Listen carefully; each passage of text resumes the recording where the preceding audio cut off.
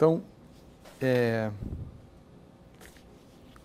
na aula passada a gente viu solução diagonal. A gente viu solução diagonal no problema de Cauchy. A gente viu também com um dado singular, dava o cone.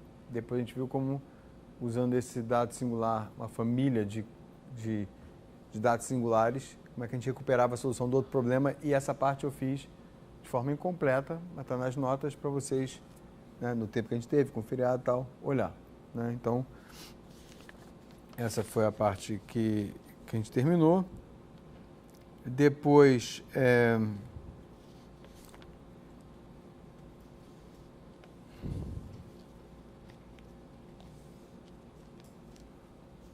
e aí foi isso. Então, hoje eu quero, né, fazer continuando seguindo algumas coisas do Fritz John.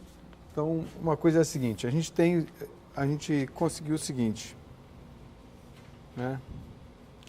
Então, foi assim. Ao resolvermos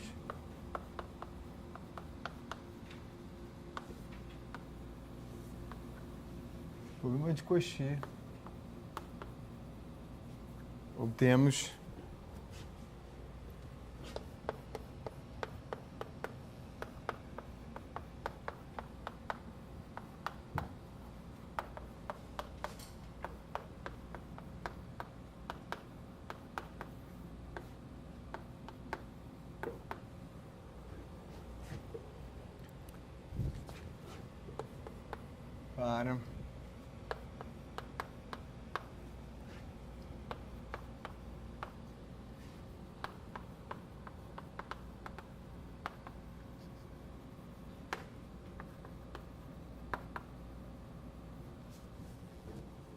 para para suficientemente pequenos.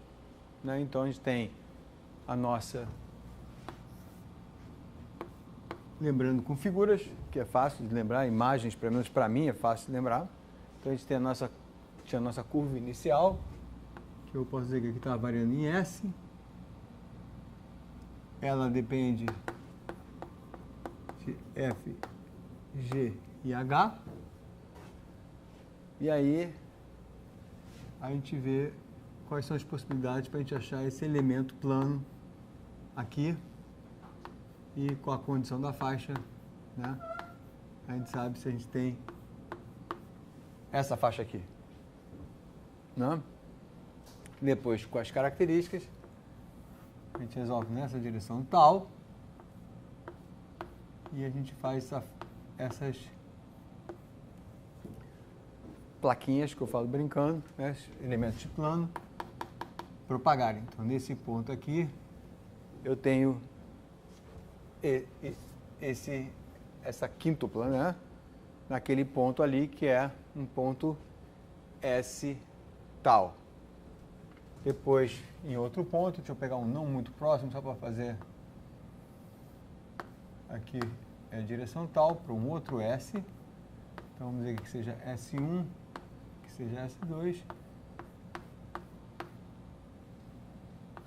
E a gente propaga esse elemento plano aqui. E a gente sabe, em princípio, que isso aqui, então, deveria estar representando, de certa maneira, a superfície integral, que é tangente a isso. E o que a gente vai ver agora, no que está no Fritz John como teorema, é localmente, então, a gente falou perto de S0, né? Então, vou botar assim, S01 ou S02, né? Próximo desses pontos.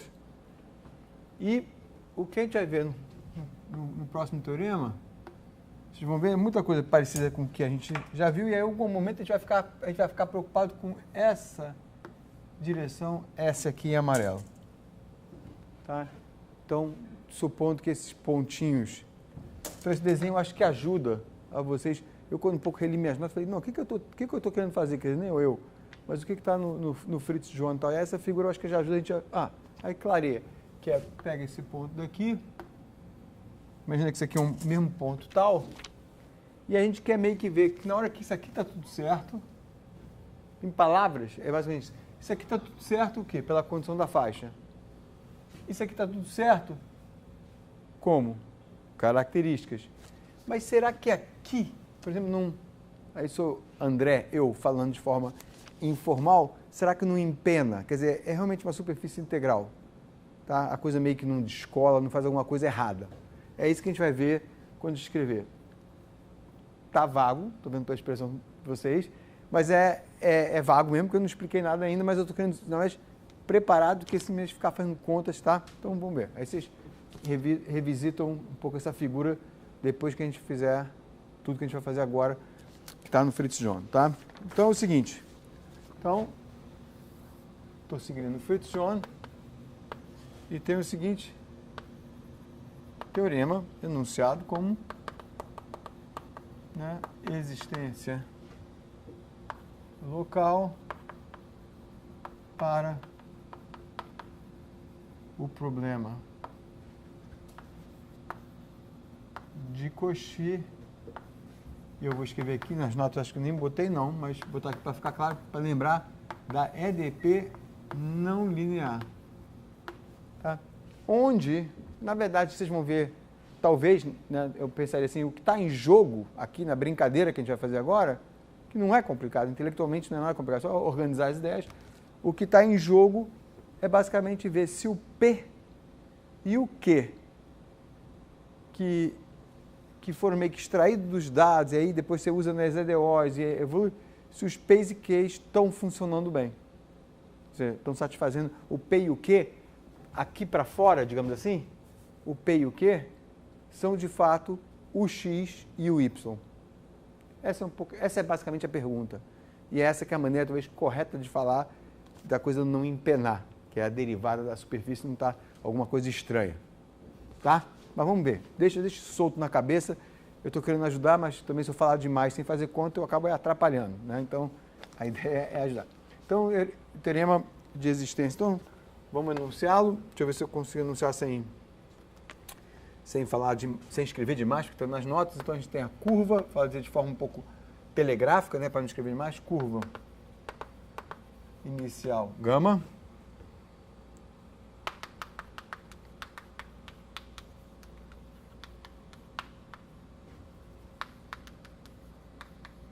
Sabemos disso.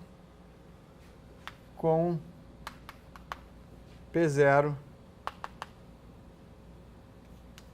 Vou já pular uma coisa, porque é óbvio. Esse é o ponto inicial, então vai ser ver quais são, o que a gente precisa ver em termos locais na vizinhança desse ponto. Aí, então, curva inicial é isso. Então, esse é dado. Então, suponha que possamos encontrar P0 e Q0. Ou seja, temos um elemento plano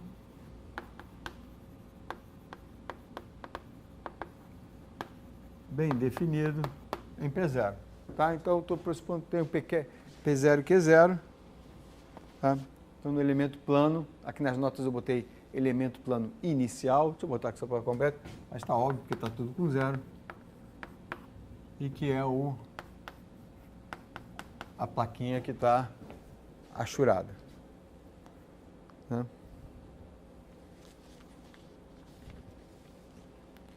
Então,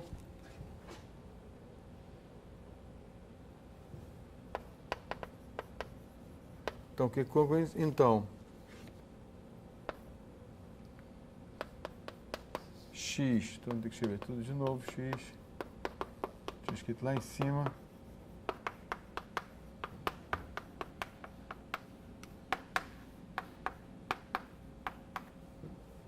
Isso aqui representa, ou é, melhor dito, é uma representação paramétrica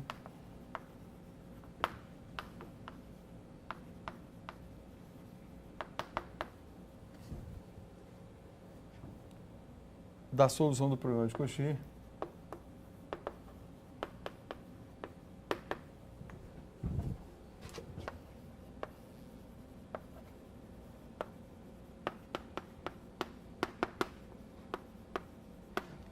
na vizinhança de P0. E aí nós falamos em particular as três primeiras componentes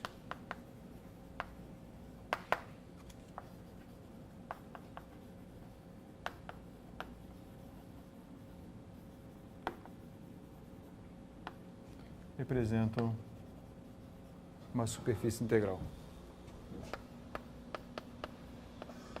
Ou a superfície integral. Melhor do que uma, melhor do que A.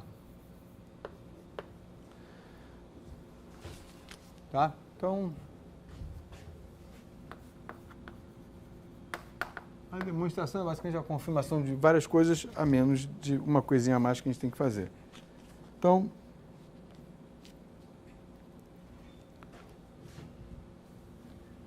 vou abreviar condições para inverter relações acima, é obviamente a do jacobiano.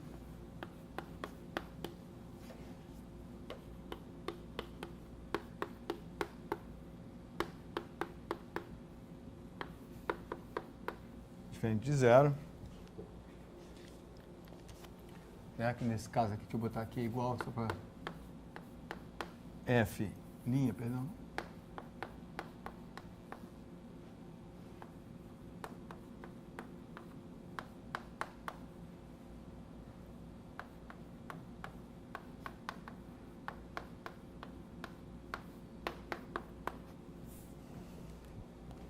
Então, ok, satisfeita essa condição,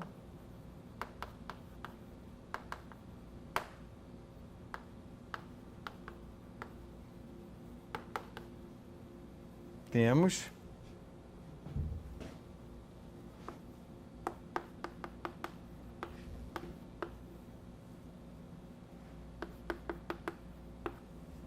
essas funções nos levando a o xy, c, z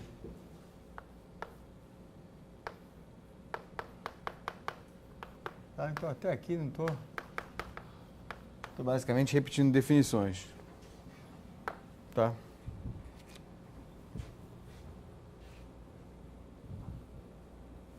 Então, mas abreviando, solução implica que precisamos que P e Q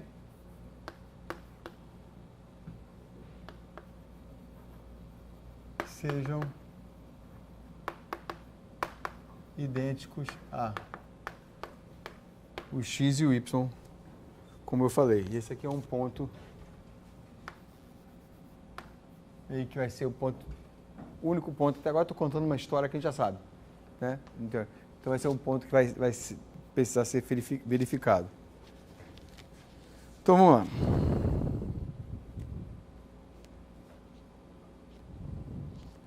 Sim, aí um comentário aqui, deixa eu botar aqui, tudo isso é meio que historinha que a gente já sabe, mas isto nos indica que estamos na faixa correta. Eu vou botar aqui entre parênteses, não sei se eu botei isso nas notas, inicial, que eu estou chamando assim nas notas, ou característica. Ou seja, aqui a faixa inicial e a faixa característica, justamente o desenho já foi para isso. Tá? Na faixa correta. Então, nós temos isso aqui.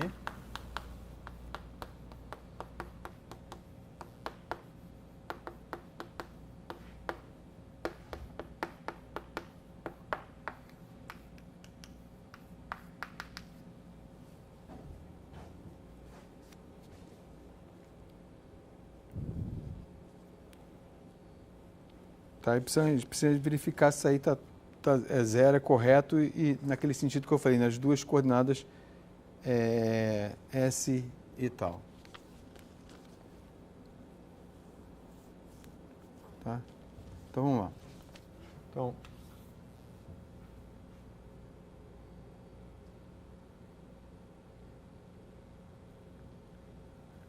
a partir daqui temos isso aqui, ó. ZS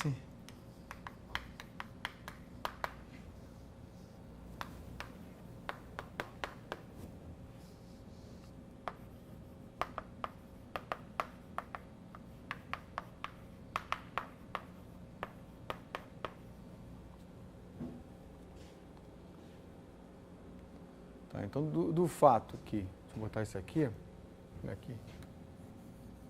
Z de S tal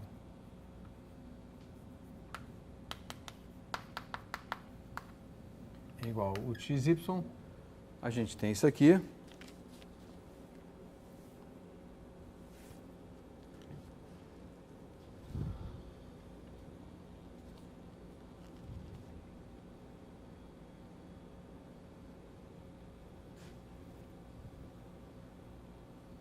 Que em P0, né? Em particular, em P0, isso aqui é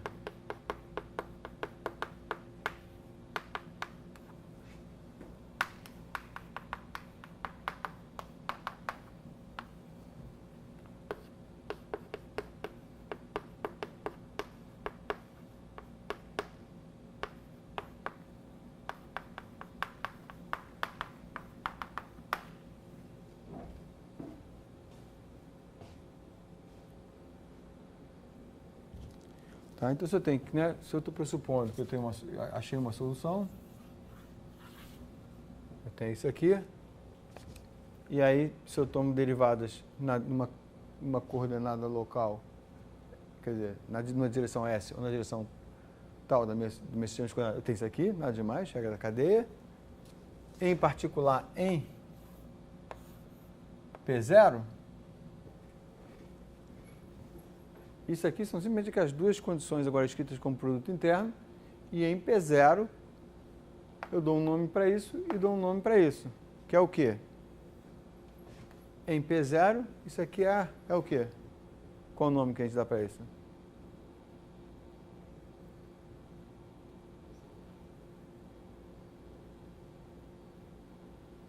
Só pensar que, ó, estou em P0, então vamos agora chamar esse ponto aqui de P0, né? Então, em P0, aquela condição é de que esse carinha daqui, ó, se pensar geometricamente, que é como a gente está brincando o cluster, esse carinha daqui é um vetor tangente na direção S. Certo? E ele, produto interno com A normal, é 0. Certo? Então, veja que eu tenho A normal aqui. E esse aqui, então esse aqui, na verdade, o nome dela é condição da faixa. E a outra, que é a mesma coisa em termos de produtos internos, mas é o nome, qual seria o nome desse produto interno?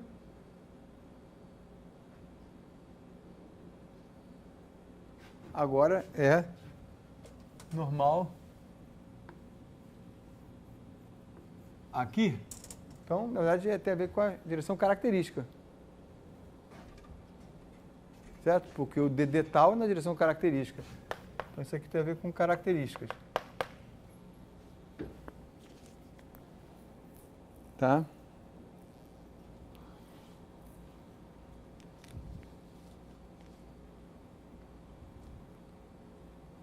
Então, a gente vê o seguinte, daqui a gente conclui o seguinte, ó.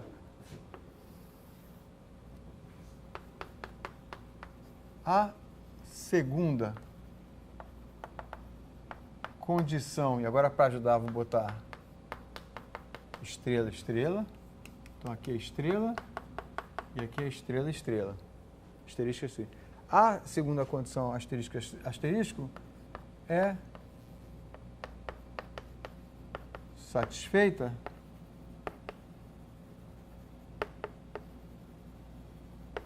automaticamente.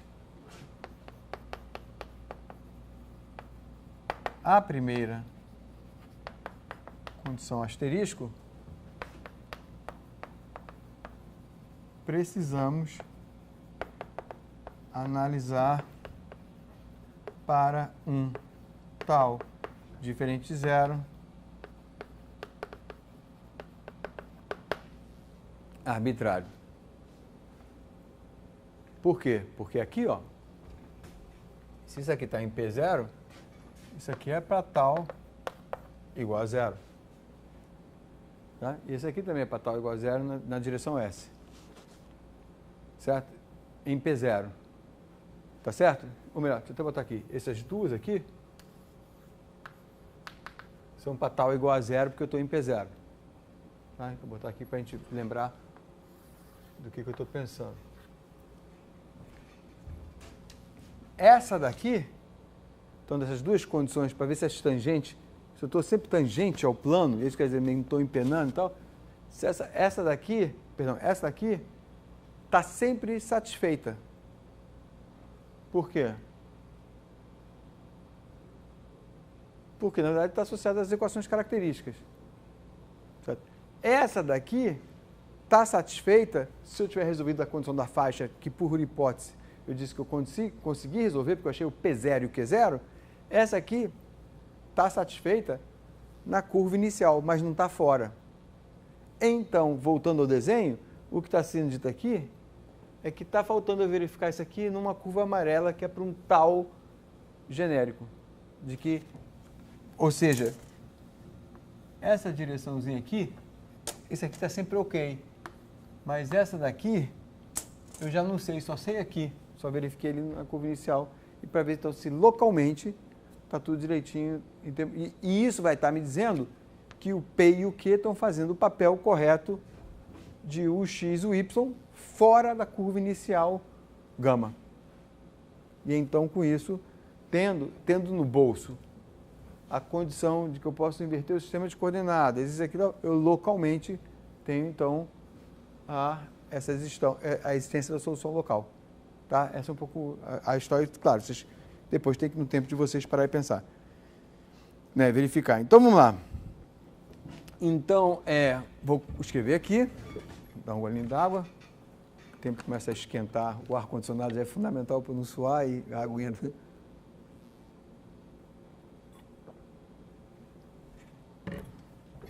Então, vamos lá. Então, para estudar, vou botar assim, que é como estão nas notas.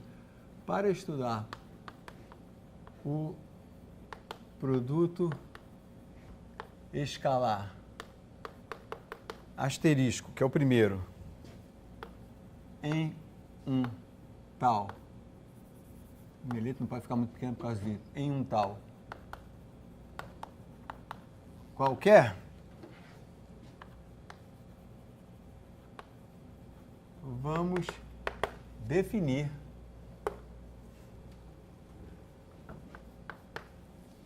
isso aqui, ó.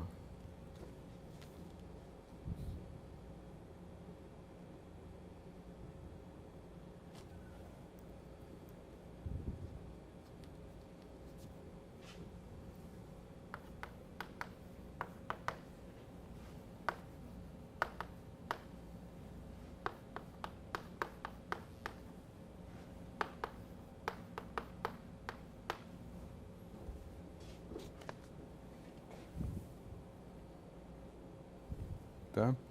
Então, acho que aqui um typozinho nas notas, porque não era para estar com um zero, enfim, mas é detalhes. Onde tem algumas coisinhas que, gozado, passo o ano sem reparar, ninguém também me chama a atenção, mas não, mas essa é zero.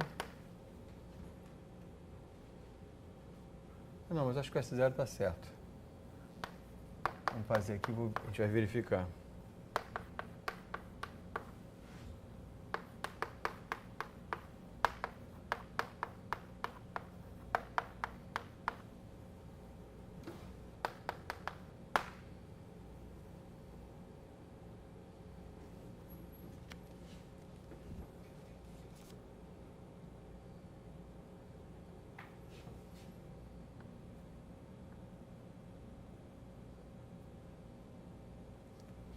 Tá, então é o seguinte, então olha só, pega, eu vou chamar, deixa eu explicar minha notação direito, a notação do Fritz John explicar direito. Olha só, a gente está agora, nós estamos botando o foco nesse carinha daqui, né? Tá claro que sobre a curva inicial, se a gente resolveu a condição da faixa, tchau, ele é zero e por isso tem aquilo que a gente vai vai escrever uma EDO e vai dizer se A no instante inicial, ele é zero, porque satisfez, vou botar aqui, por causa, ou porque condição da faixa OK. Tá? Aí a pergunta agora é o seguinte, se ele não estiver OK, se essa condição não estiver OK, né, que é aquela curva amarela ali atrás, então vai haver uma discrepância entre os dois lados, certo? Então eu vou escrever ela aqui, isso menos isso tem que estar sempre igual a zero. E vou chamar de A a discrepância entre os dois lados, caso essa direção tangente na direção S, conforme você viaja em tal, conforme sendo em tal, dê alguma coisa errada. A gente quer verificar que não dá errado, ou seja, a gente resolveu o problema nesse sistema de coordenadas auxiliar S tal. Ou seja, o P e o Q em S tal é o UX e o Y corretamente. Tá? Então, agora a gente vai fazer o seguinte. Agora eu quero fazer, então, como se fosse uma EDO, apesar de estar com derivadas parciais, eu vou agora estudar como é que essa possível, vamos pensar isso aqui, vou chamar isso aqui, ó, vou botar aqui para ajudar vocês, uma possível, vou botar entre aspas, discrepância transversal, tá? Que é porque na direção S, transversal o quê? A características, né? Vagamente falando, deixa eu botar aspas até o final, mas acho que o desenho fala bem por si. Então, eu vou ver o seguinte, eu quero ver, então eu vou ver como é que, se eu pensar isso aqui mais, de certa maneira, como uma EDO, mas estou escrevendo com derivadas parciais, se eu ver isso aqui, pensar isso aqui como uma EDO, que é como é que a discrepância, a possível discrepância, a gente vai concluir que não, que esse A é identicamente zero, tá? Então, mas a pergunta agora, matematicamente escrevendo, equacionando aquela pergunta toda geométrica, é se o A for uma discrepância, ou seja, se isso aqui não for igual a isso aqui, ou seja, se essa direção daqui meio que de alguma forma descolar da superfície integral, conforme a gente avança em tal, certo? Então, eu estou resolvendo o A, pensa que a gente está sob essa característica vermelha, eu estou aqui resolvendo nesse tal daqui, estou vendo o A para um S0, como é que todas as direções transversais aqui, eu quero que fique zero, que é isso seja igual a isso, tá? Então eu faço menos, então eu vou escrever agora a EDO para o que eu estou chamando de possível discrepância ao longo de tal, para uma dada característica genérica, onde o dado inicial dessa discrepância é zero. Por quê? Porque a condição da faixa está ok e tudo leva a crer e vai acontecer que a solução dessa EDO para um dado inicial igual a zero é zero. Então está tudo bonitinho, né? Isso aqui é a minha plaquinha, está tudo bonitinho na condição da faixa, está tudo bonitinho na característica, mas conforme essa plaquinha, esse elemento de plano propaga nessa direção e um outro propaga aqui na direção, eles não geram um certo, que eu estou chamando coloquialmente, informalmente, um empenamento, ou seja, essa direção aqui está ok, tá certo? Então, é isso. Então, agora vai ser conta, eu vou pular um pouquinho das contas porque é braço, né? Aí vocês verificam, tá?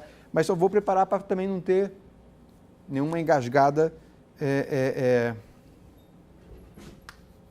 por besteira. Então, o que eu pego? Olha aqui. Eu pego aquela equação que estava ali e derivo em tal. É a regra do produto.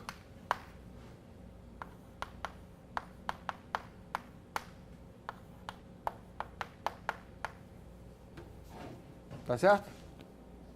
Simplesmente aquilo que estava em amarelo ali, ou melhor, está aqui, melhor aqui em cima, que foi melhor. Deriva isso aqui tudo em tal. Tá? Deriva em tal, aí escreve de uma forma conveniente, que é a seguinte.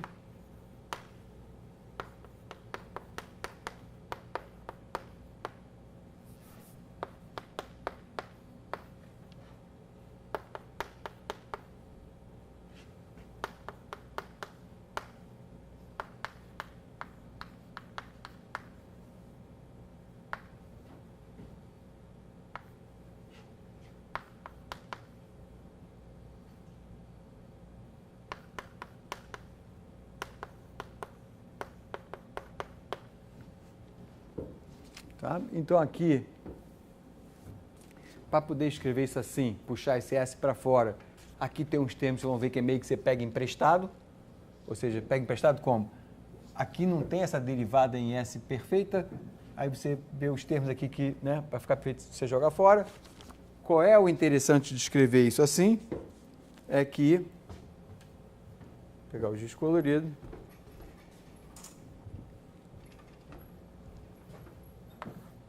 isso aqui é zero. Por quê? Porque é a característica que, por construção, vai ser sempre satisfeita. A plaquinha vai deslizar naquela coisa, né? E aí, pulando um pouquinho, quer dizer, mas não muito, a gente vai chegar a isso aqui, ó.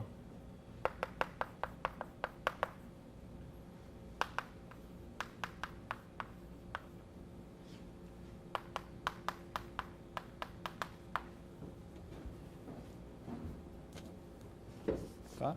Então, tá? Aqui foi só tomar a derivada em tal daqui, organizou para identificar a parte característica e já limpou um bando de termos aqui. Depois desses termos aqui, a gente tem derivadas em... a gente meio que substitui, né? Substitui. O que a gente fez? Só para indicar aqui. Aqui e aqui substitui as expressões características.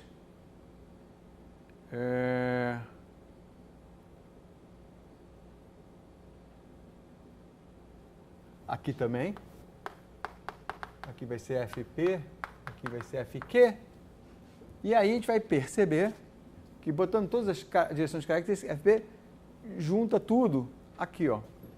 Vai aparecer esse cara daqui, vai aparecer um DF-DS. Tá? Esse DF-DS, se eu estou escrevendo aqui assim, o que eu estou dizendo? Tá? Então, isso aqui é só limpeza. Tá? Tudo que é em tal, basicamente tudo que é em tal agora, matou esse termo, tudo que é em tal substitui as características. Aí junta todas as coisas que aparecem em F e você vai ver que você tem um FU e aqui tem um DF-DS. Logo, estou dizendo que esse DF-DS aqui é zero, se fica só isso. Por que ele é zero? Porque, na verdade, está até escrito aqui.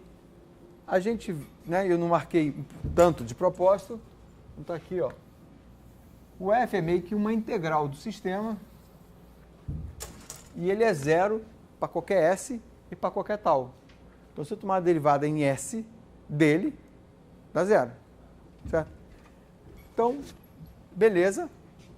Então, a gente tem essa EDO com esse dado inicial.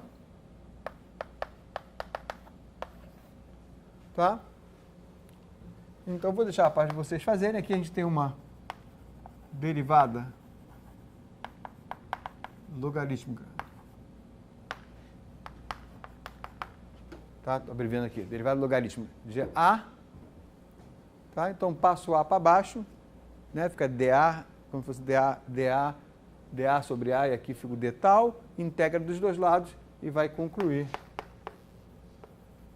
Está nas notas, concluir. OK e ao fim. Né? O A identicamente nulo. Tá? Está nas notas, mas enfim, mas já deu para entender, né? A EDO é basicamente isso aqui, passo A para baixo, 1 sobre A tá? dA e tal, integra dos dois lados, depois tomou exponencial e tudo certo. Então é isso, tá? Então coisas que mais ou menos, geometricamente já estavam, eu acho que, bem organizadas. Então eu quero fazer mais uns comentários. Deixa eu talvez começar um quadro aqui novo. Comentários com respeito, voltando um pouquinho a Iconal.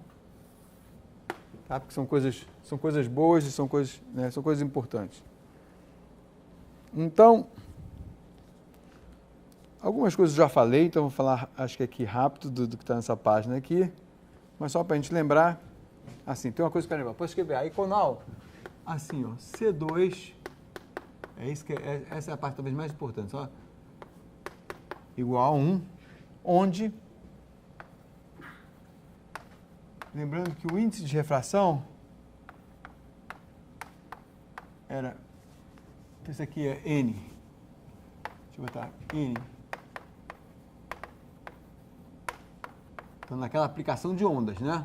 Lembra que a Iconal pode ser a Iconal abstrata ou alguma situação, sei lá qual, até que eu não conheça.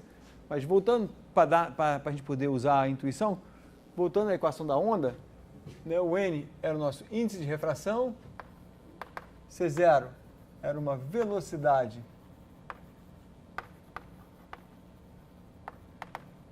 de referência, C, nossa velocidade variável, mas aqui eu posso até fazer, enfim, ser constante, né? Ou velocidade variável, ou a velocidade em questão, botar assim que é melhor.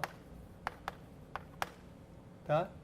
E aqui, ó, e nesse caso aqui, o N é 1 sobre C, o que implica que eu normalizei o C0 igual a 1. Só isso, tá? A gente escreve a Iconal assim, que aí a gente vê, em vez de ver o índice de refração, a gente vê a velocidade de propagação, mesmo que ela seja constante. Tá? Lembra que eu motivei isso tudo para um problema que era de velocidade variável, que aí eu falei, se for muito complicado variável, a gente tem que resolver no computador, aquele problema de petróleo e tudo mais, vai ver aquelas figuras. E aí a gente resolveu a Iconal para um N constante. A gente consegue resolver na mão, a gente entendeu os cones de luz, a gente entendeu tudo isso. Né? Tá, aqui vou voltar a falar de cones de luz. Então, com esse N, a gente tem aqui aquela nossa derivadas normais, que é x, y, z, certo? E aí, vocês podem verificar o seguinte, que tangente de θ é igual a c, a velocidade de propagação, onde o cone de luz, está aqui nas notas, mas também é um exercício para vocês, tem ângulo 2θ, então tem θ aqui.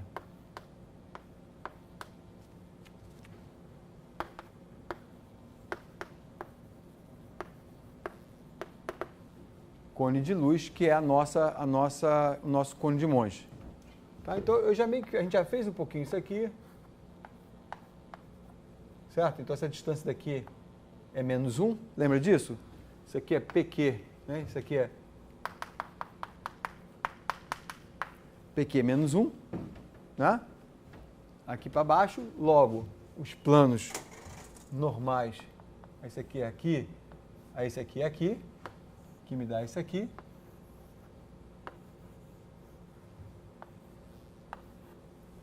Certo? E com isso, então, a gente vê também que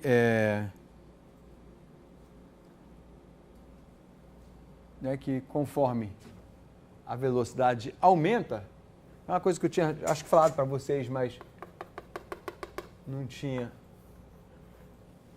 Né? Passa isso no tempo de vocês olhando para as notas, eu estou fazendo um pouquinho rápido, mas não muito, não é simples. E aí, então, a gente vê aqui que conforme a velocidade de propagação, mesmo sendo constante, é maior, aumenta, o ângulo aumenta. E aí a gente finalmente talvez viu aqui com velocidade, acho que eu nunca mostrei isso, parece que estou mostrando, que é aquilo que eu falei. Quanto maior a velocidade da luz, mesmo que seja um problema de som, seja qual for, mas a gente fala velocidade da luz meio que velocidade do meio, que a gente usa a palavra de iluminar, lembra que eu dei vários exemplos? É quanto maior for a velocidade de propagação C, mais o cone ilumina rápido o domínio. Né? O cone sendo aberto significa que as fases se distribuem de forma mais rápida. As cristas das ondas, por exemplo. Porque informação, no sentido amplo da palavra informação, luz, acústica, seja o que estiver por trás desse problema, informação com uma velocidade alta propaga mais rapidamente nesse problema que não tem tempo, mas que no problema de onda, a gente lembrando, era harmônico no tempo. O tempo era um E elevado a I ômega T. Certo? Então, a coisa propaga mais rápido. E é por isso que no problema da crosta terrestre, desculpa, e que a gente tinha umas coisas assim, depois assim e tal, e eu falava que as ondas começavam a fazer assim e de repente faziam assim, porque está começando a propagar mais rápido. Aqui o C é maior. Então o cone, de repente, para aquela fase, o cone abre mais rápido. Aqui, nesse meio heterogêneo, os cones são diferentes dependendo da região, certo? Se aqui eu tenho uma velocidade, um meio, uma velocidade diferente daqui, e eu fizer um cone de luz aqui ou um cone de luz aqui, um é menorzinho e o outro é mais aberto. Exatamente por isso aqui. Tá? Dá para pegar um pouco essa ideia da intuição por trás desse problema, que até não tem mais tempo por trás dele. Mas porque a gente sabe que a gente está pensando em ondas harmônicas no tempo, né? Depois teria que multiplicar tudo isso por um elevado a I-θ, até essa oscilação no tempo. Tá? Aí, pensando em cones de luz, vai aparecer uma coisa, deixa eu apagar essa figura para eu ganhar um pouco esse quadro aqui. Vem uma coisa que aparece em EDPs, essa terminologia em EDPs até abstratas, fora desse contexto, que é solução do tipo dados ou gama, dado inicial, não solução, mas dado inicial, problema de Cauchy do tipo tempo e do tipo espaço. Tá? Então, vamos ver como é que isso aparece. Então, vamos ver agora o seguinte. Vamos olhar outra observação. Vamos olhar para a condição da faixa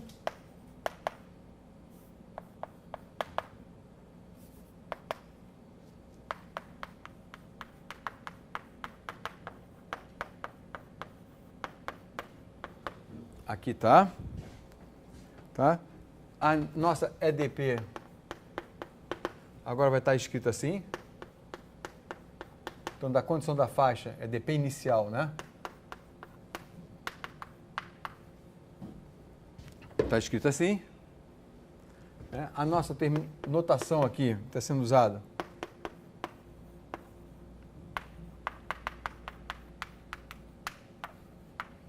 Lembra que a gente usou N cosseno θ? Aqui do texto que eu peguei e resolvi seguir, tá? 1 sobre C cosseno beta e cosseno 1 sobre C, que é o N, né? É isso aqui. Tá? E aí a condição da faixa vira isso aqui. E aí eu vou dar um resultado e vou deixar para vocês pensarem um pouquinho, né? Como exercício. Mas é basicamente brincar um pouco com trigonometria, com geometria. Então, daqui para cá foi simplesmente substituir o P e o Q da EDP, inicial da EDP, certo? Dá essa condição daqui. E aí a gente tem o seguinte, deixa eu ver se eu consigo usar esse cantinho do quadro aqui para não ter que ir lá para o outro lado. E aí eu tenho o seguinte,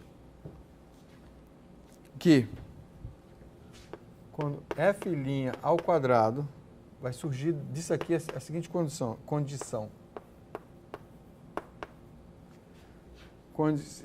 aqui, a gente tivesse aqui,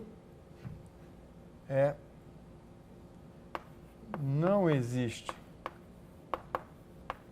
solução real, tá? Isso é fácil de ver.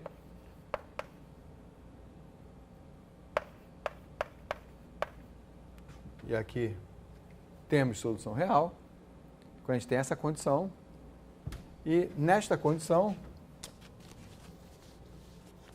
bom, isso aqui implica que nós temos um gama, que gama é se chama tipo tempo, e aqui gama é do tipo espaço. Então, o que é gama? Problema de Cauchy, tá? Gama é o F, G, H. E o que é gama do tipo tempo e gama do tipo espaço? Gama do tipo tempo é assim. E aí tentam, né? Tem aqui rabiscado nas notas, mas tentam, da maneira de vocês, eu mesmo volta e meia, fico sem olhar isso aqui e acabo me enrolando um pouquinho. Mas é só questão de organizar a cabeça, que é o seguinte. Esse aqui é o meu cone de luz, tá? E convençam-se que no gama do tipo tempo, que é sobre essa condição daqui, a curva gama, aqui localmente, está passando dentro do cone de luz. É chamado do tipo tempo. E aqui, ela passa fora do cone de luz.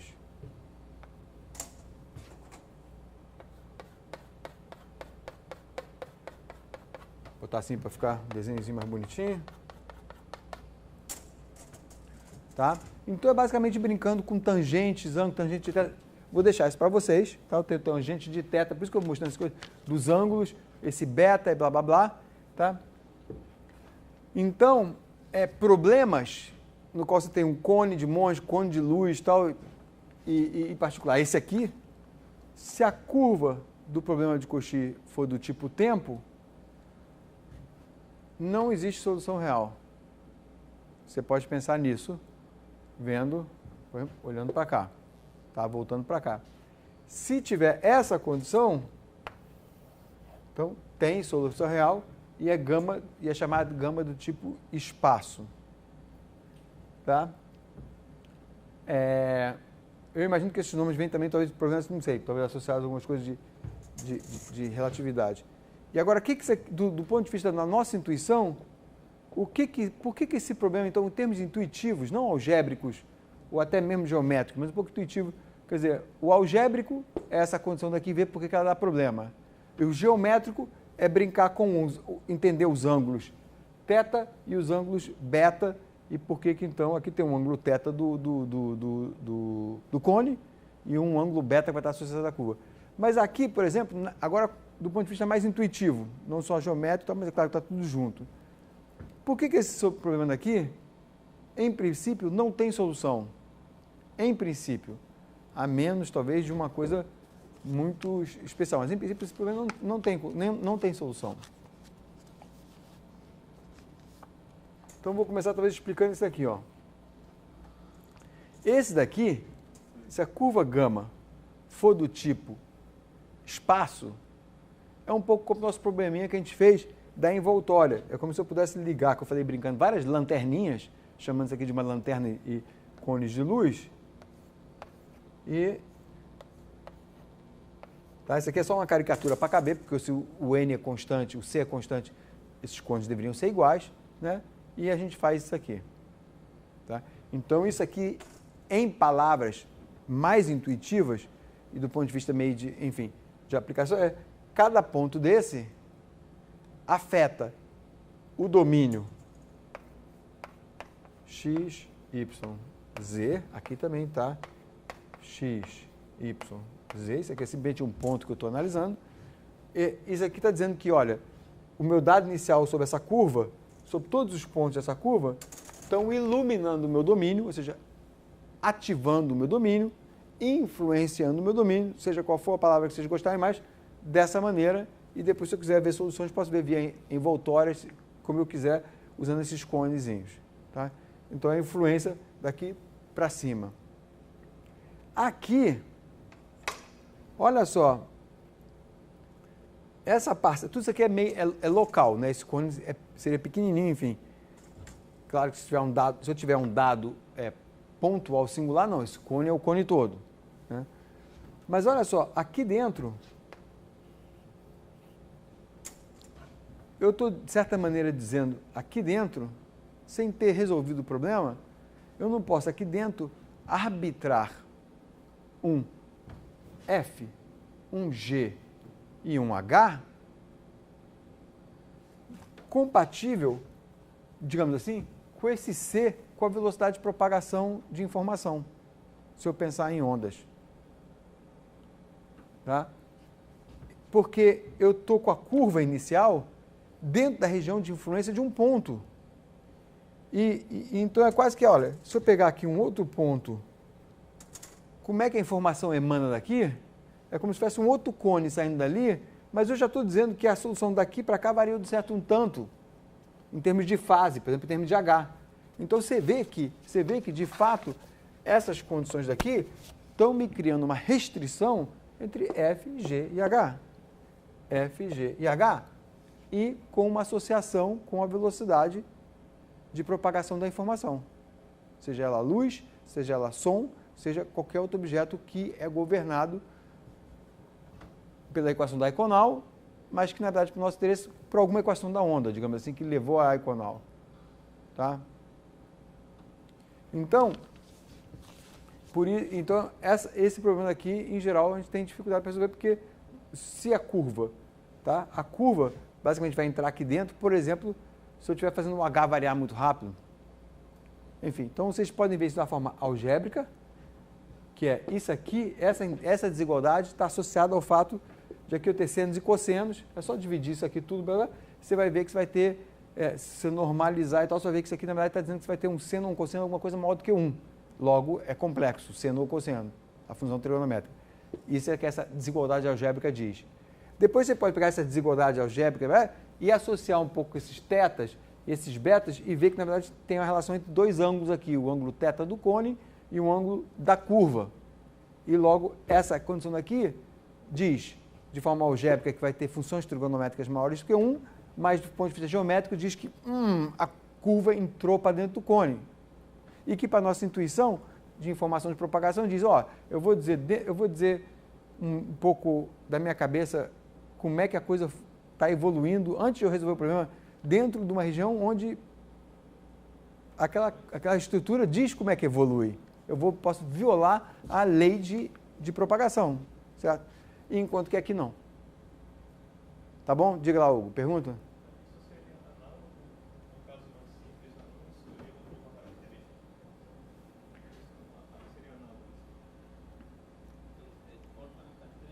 Não, aqui não é bem...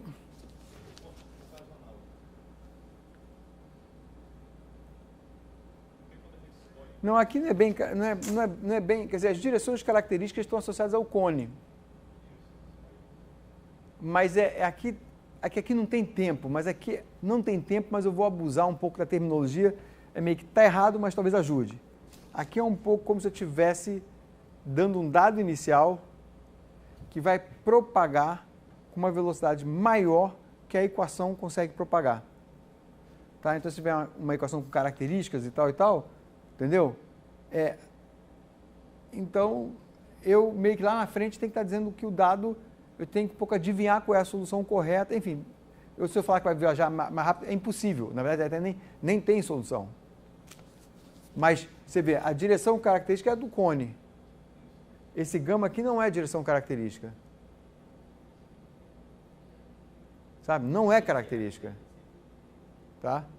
Mas não é característica. Mas se eu abusar só da palavra propagação para facilitar a comunicação, é como se aqui eu estivesse falando que aqui eu tenho informação viajando com uma velocidade mais alta, maior do que isso aqui permite. Então, não tem como resolver depois. Entendeu? Então, a característica é o cone. Né? Então, como a equação é não linear, a gente tem, na verdade, para cada ponto, candidatos para características que são todas as linhazinhas das geradoras do cone. Tá? E aqui, nesse caso, é simples que os cones são circulares. Alguns probleminhas, ou até da lista, a gente vai... Né, as cones, acho que da lista, um que eu dei na sala, mas da lista também, não são circulares. Não importa. Os cones dão toda a família associada de planos tangentes. Tá? E aqui, entendeu? Isso aqui, essa gama aqui não é característica. Tá? Para pensar um pouquinho, porque, tá bom? Não é característica, mas esse problema não linear é um pouco como se coisas estivessem propagando mais rápido do que essa lei de propagação de fases, se o φ for fase, permite. Tá? Por isso que é bom, pensa, por isso que eu tá aqui nas notas, assim, mais detalhes, mas que é só aqui preparar para vocês. Pensa da forma algébrica, que é muito fácil, pensa da forma geométrica, que não é difícil, mas talvez um pouquinho mais dificuldade, e aí, né, vai exercitando isso, amadurecendo na cabeça.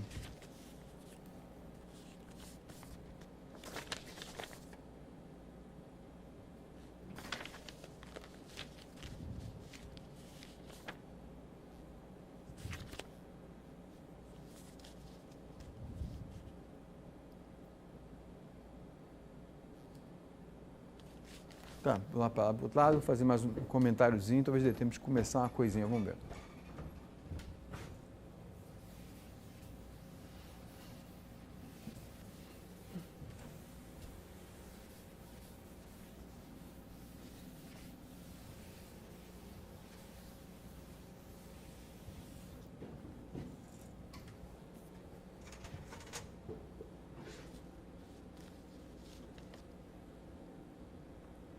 É bom falar um pouquinho disso aqui, porque eu achei um typo, coisado, já usei tantas vezes, acho que as pessoas percebem e consertam e eu não havia me dado conta, que é o seguinte, isso está no Fritz John também, então por conveniência,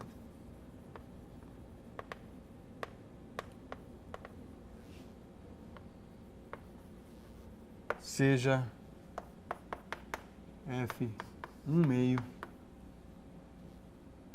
de C2P2 mais C2Q2 menos 1 igual a 0 a nossa EDP. Esse meio aí não dói. Simplesmente eu não escrevi isso nas minhas notas e falei, ué, de onde esse cara sumiu o 2? É basicamente isso. Por quê? Porque aí nós temos que P2 mais Q2 é igual a C menos 1, condição da faixa.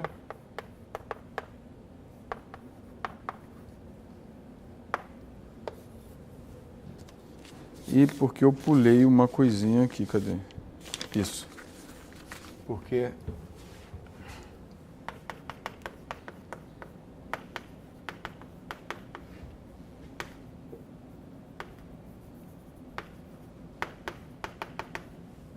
tá, então basicamente o que a gente está fazendo aqui, ó,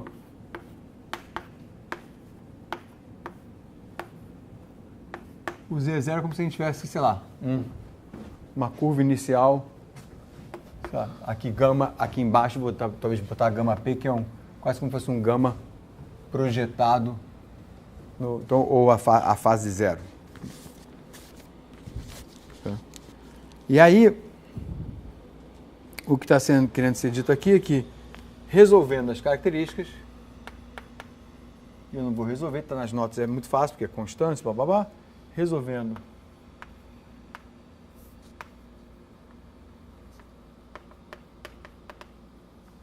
as características, obtemos que x S tal é igual a Fs mais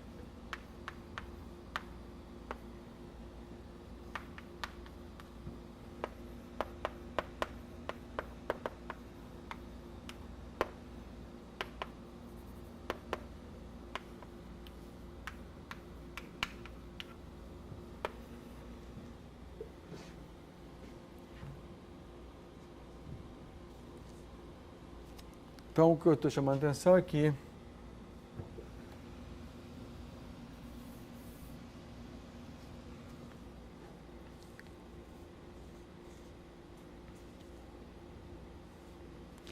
chamei isso aqui de gama P para um certo tal, seria aquela transversal. Isso aqui são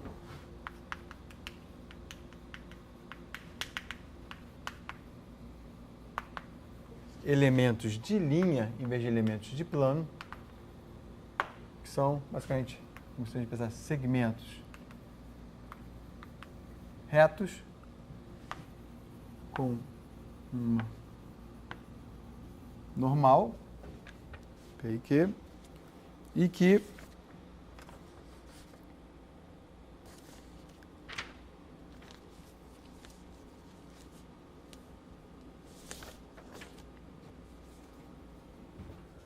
a gente pode imaginar como frentes de onda projetadas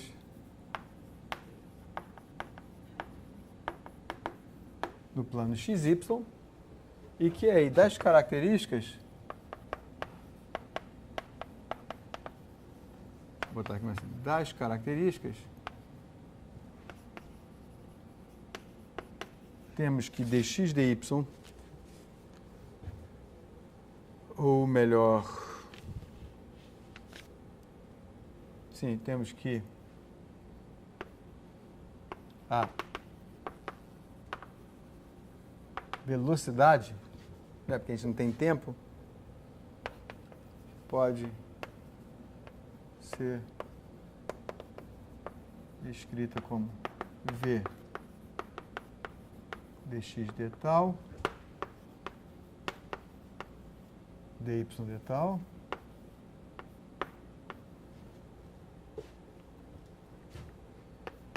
e que implica que o módulo de v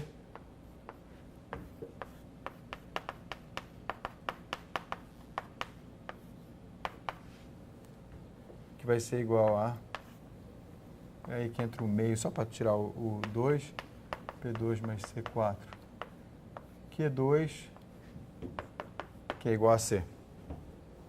Tá? Então, daí a gente pensar C como propagação de ondas dos elementozinhos, que vão ser coisas que são assim, né? Os elementos de linha são coisas que a gente vê. Então, para pensar sobre isso, juntando toda a informação que a gente viu. Isso aqui pode ser também uma observação, um comentário. Estou escrevendo no quadro um pouquinho menos que nas notas, mesmo nas notas tá escrito de forma resumida, mas basicamente aqui, ó.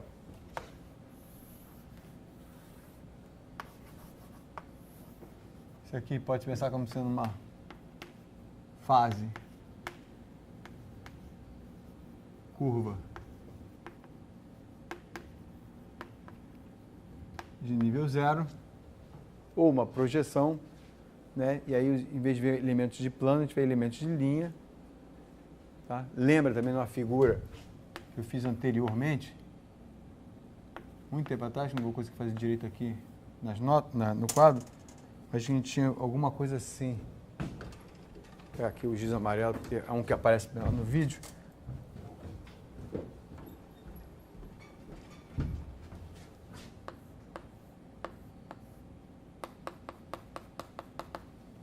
Tá? E aí, se a gente pegar uma fase constante, aqui,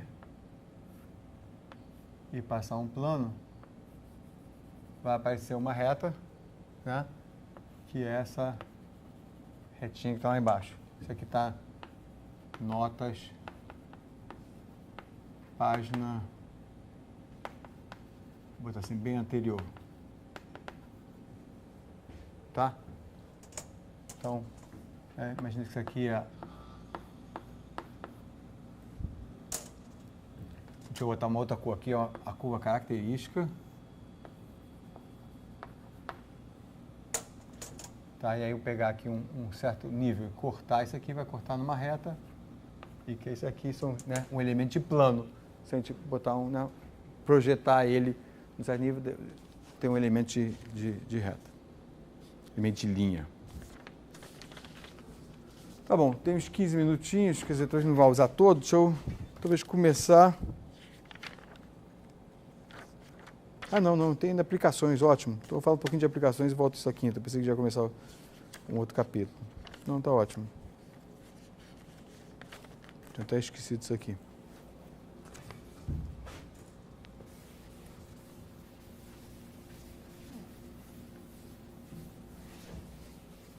Tá ótimo. Eu vou falar um pouquinho sobre isso, depois eu volto.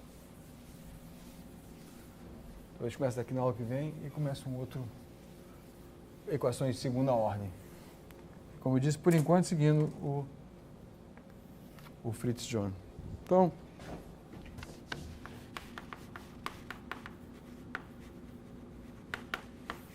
um pouco de aplicações. Olha só, nós já falei um pouquinho de deixa eu botar aqui dois sistemas. A gente vai aprender a resolver sistemas mais adiante, mas deixa eu já colocar aqui umas coisinhas.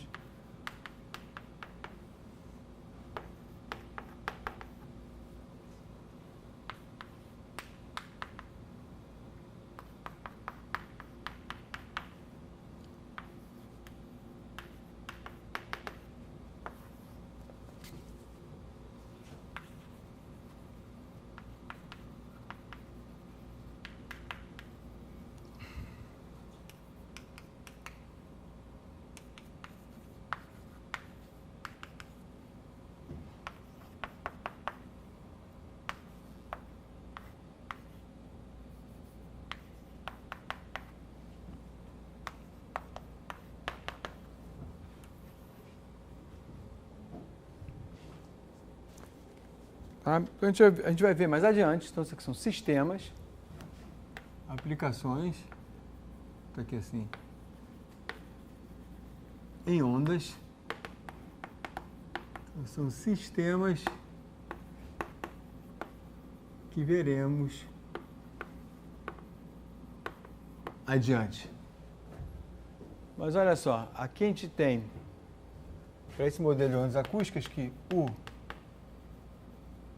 é velocidade de uma partícula, P é pressão. Para ondas aquáticas, U é velocidade de um ponto do fluido, eta é a elevação da onda e que também está associada à pressão. Então, eu já vou mostrar por quê. Pressão hidrostática em excesso. Aqui,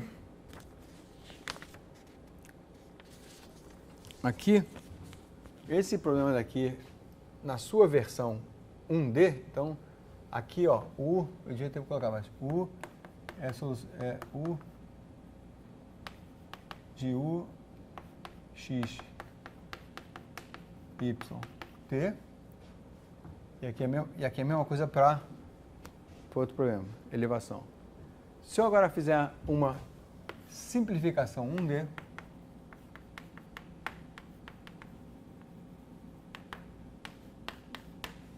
note que esse problema aqui é 2D, que tem duas dimensões, x e y. Simplificação 1D, esse problema daqui pode ser visto como um problema assim da crosta terrestre. E aqui eu tenho uma onda de pressão inicial, vai descer. E aqui a simplificação 1D.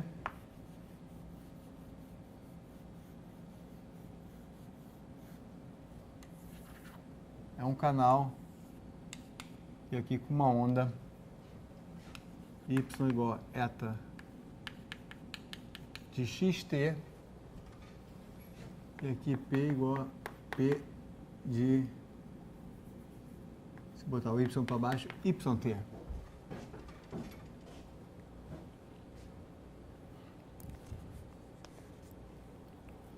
Tá?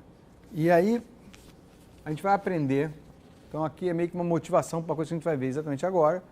Mas lembrando que esse problema daqui, da acústica 2D, a gente Deixa eu talvez puxar isso daqui para cá. Deixa eu chamar isso aqui de problema, talvez.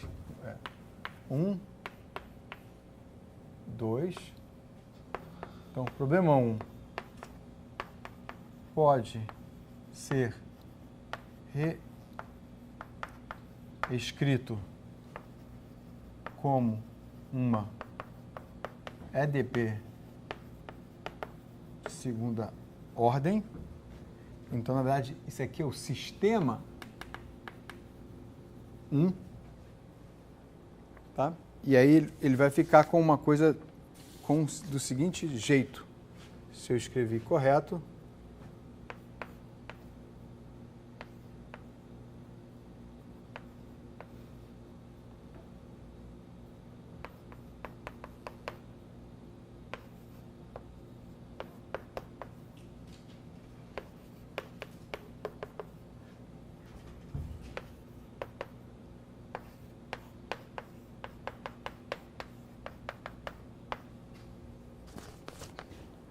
tá? Então, deixa eu contar um pouquinho a história, porque o tempo vai acabar rapidinho. Então, vou pegar aqui uma água e contar a história da aplicação para vocês, conectando um pouquinho o que a gente, quer dizer, o que a gente viu mais ou menos, mas... É porque eu estou falando de ondas aquáticas, ondas acústicas. Então, olha só, primeira coisa, puramente do ponto de vista de EDPs, aqui eu tenho um sistema, que a gente vai ver um sistema hiperbólico, aqui em 2 dimensões, tá? U é um vetor, perdão, deveria ter botado o vetor aqui, U, e aqui U também, que simplesmente significa um vetor Uzinho, Vzinho, perdão, vou ter sido mais cuidadoso com a notação, que significa velocidade horizontal, velocidade vertical, tá? E esse aqui é um problema que lembra o nosso problema, aquele que eu botei a árvorezinha, a dinamite, e aí aqui o meio é assim, lembra? De óleo, e aqui é basicamente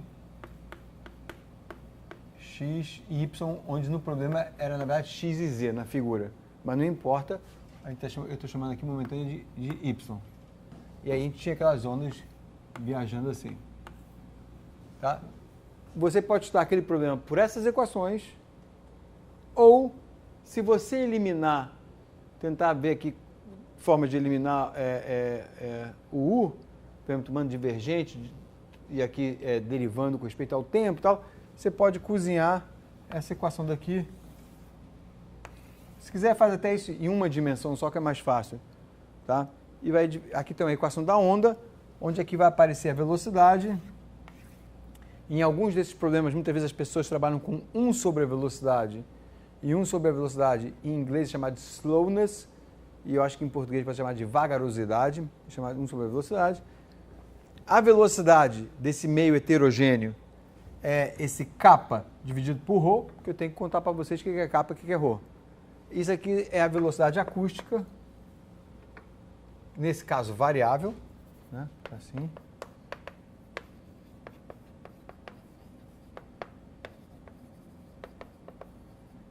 E que é o seguinte, vamos olhar para esse caso 1D. O kappa, tá? Então 1 sobre kappa é o que a gente chama de compressibilidade. E ρ é a densidade.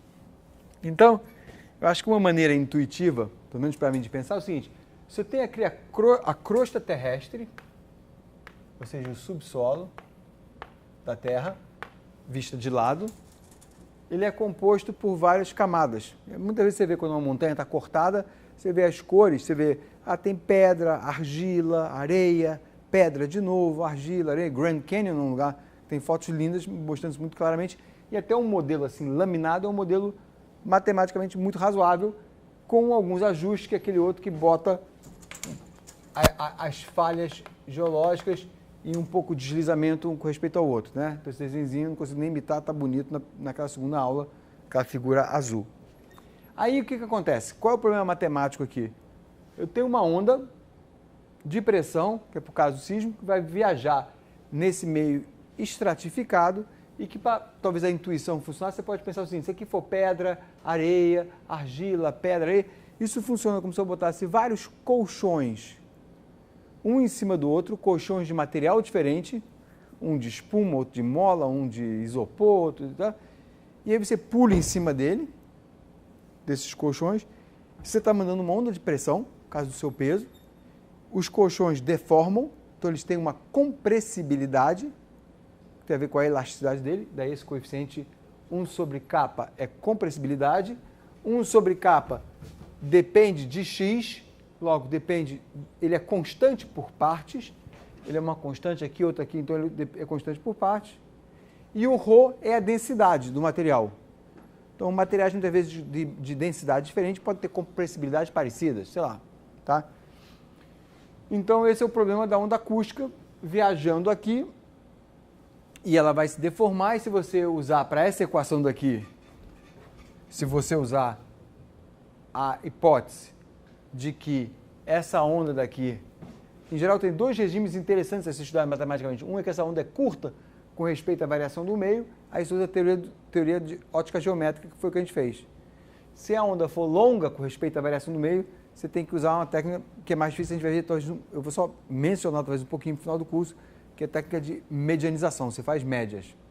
A onda sente as variações do meio na média, não sente os detalhes, tá? É como um carro com uma roda grande, andando numa rua esburacada, com buracos, e que se os buracos, se as variações da superfície forem numa escala pequena, o pneu sente menos que se for numa escala grande, onde o pneu entra completamente. Se a gente botar um microscópio, nem precisa de microscópio, mas olhar o asfalto de perto, é extremamente rugoso, mas numa escala tão pequena que o pneu viaja de forma suave. Tá? Então, as escalas dependem muito. A gente vai fazer exercícios com múltiplas, a gente vai aprender algumas coisas múltiplas escalas mais para frente. E o que é interessante aqui é que, olha, ondas aquáticas, as equações são muito parecidas, onde agora, em vez de pressão, eu tenho essa função eta, que é a elevação da onda, e que em um D está aqui, e se eu usar uma topografia, um fundo do mar, que é na forma de degrau, que é um pouco uma coisa sintética, mais do ponto de vista matemático, esse problema aqui é muito parecido com esse problema daqui, é análogo. A velocidade é constante em cada sub-região. Esse eta, ele é o que se chama excesso, está aqui, pressão hidrostática em excesso, porque na verdade, com a água em repouso, a gente sabe que a pressão aqui dentro, a gente aprende isso num curso de fluidos, a pressão aqui dentro tem a ver com a altura da água, que a gente chama coluna da água. Isso chama pressão hidrostática, certo? Da água parada. E para ondas, uma hipótese razoável é que a pressão varia lentamente conforme a água passa. Então, aonde a gente tem uma onda, a gente tem um excesso de coluna d'água, logo tem um excesso de pressão hidrostática. Se por acaso tiver uma onda que acontece de depressão, a pressão hidrostática diminui. Então, nessa equação daqui, o eta está fazendo papel de pressão também. Pode pensar como onda ou como pressão. Tá? E o que está nas notas, e eu acho que falta um minuto, eu volto para isso aqui na aula que vem, é que aqui você pode reduzir esses sistemas eliminando uma variável para isso aqui. Por exemplo, deixa eu só mostrar para vocês num segundo aqui, por caso 1D de onda, se eu tiver isso aqui, ó.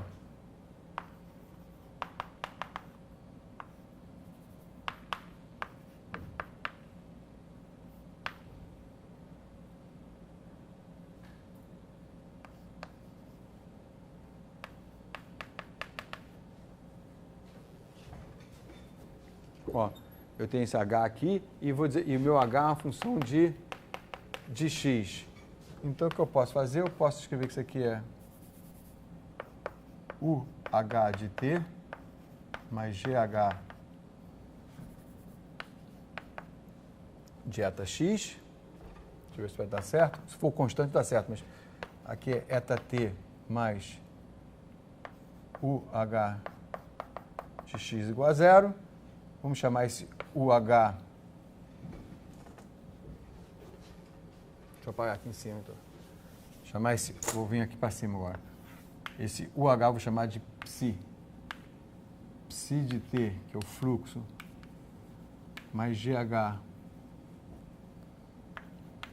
eta x igual a zero, eta T mais psi de x igual a zero.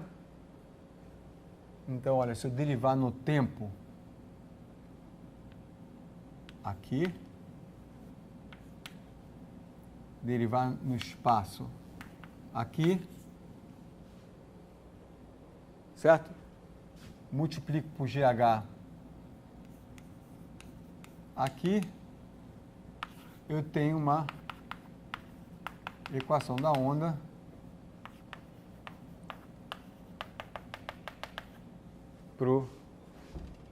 eliminando o psi, o eta. Tá? Então, no mesmo espírito faz isso aqui. Enfim, então, eu já passei 1 minuto de tempo. Então, qual é a mensagem aqui? Um pouquinho de uma explicação aplicada. Eu vou esboçar para vocês de novo que daqui a gente pode tirar a iconal, tá? E a iconal, eu vou querer mencionar uma coisinha que chama tempo de viagem. Aqui não faz sentido nenhum, vai fazer na quinta-feira. Então, daqui eu vou tirar uma iconal. Então, essa é uma mensagem. A outra, preparando para coisas que a gente vai ver no futuro, que é sistemas, e coisas que a gente vai ver, começar a ver na aula que vem, que é equações de segunda ordem, que é coisas desse tipo aqui.